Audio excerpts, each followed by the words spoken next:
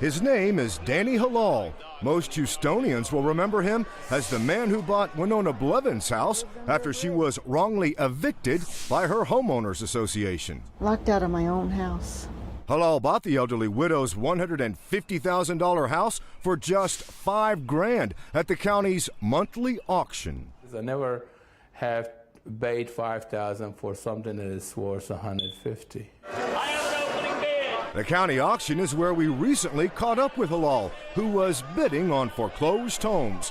We wanted to ask him about this, an IRS document that states he owes over $22 million in federal income tax. Could we ask you a few questions about your IRS debt? We understand you owe like $20 million to the IRS. I don't have nothing to talk to you. To say Halal wasn't glad to see us is an understatement. We just want to ask you about the IRS debt. I'm not going to talk to you, so off.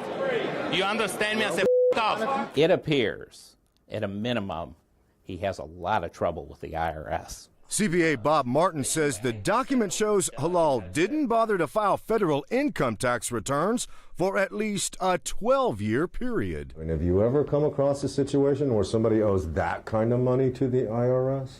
I have never run across this with an individual.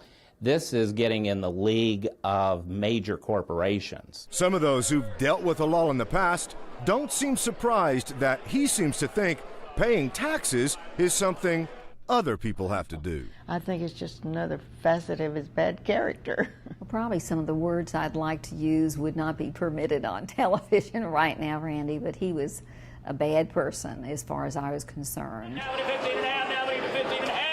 You can't buy property at auction right now if you owe delinquent taxes. And it's because of Mr. Halal's past history that law passed. That's right. Halal owed Harris County and various school districts hundreds of thousands of dollars in back taxes while purchasing foreclosed homes. After we exposed that back in 2001, a law was passed that prohibited delinquent taxpayers from bidding. But it looks like Halal isn't sticking his tongue out and wiggling his hands over his ears at just us.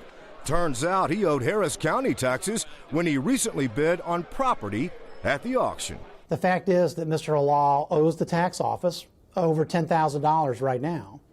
And so his sale is going to be blocked until he pays his back taxes. Get this.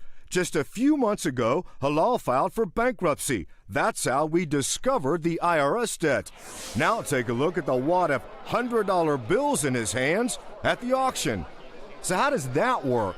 When we tried to ask Halal, we kept getting the same answer. You're hearing the censored version.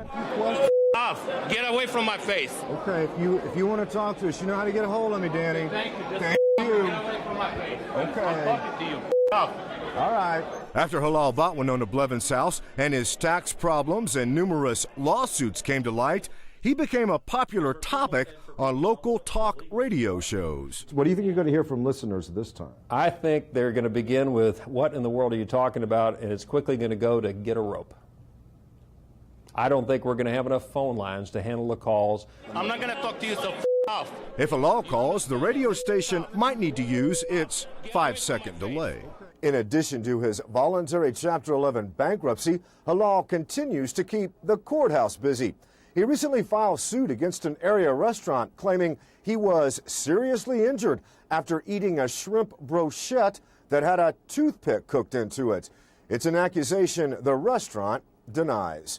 Randy Wallace, Fox 26, investigates.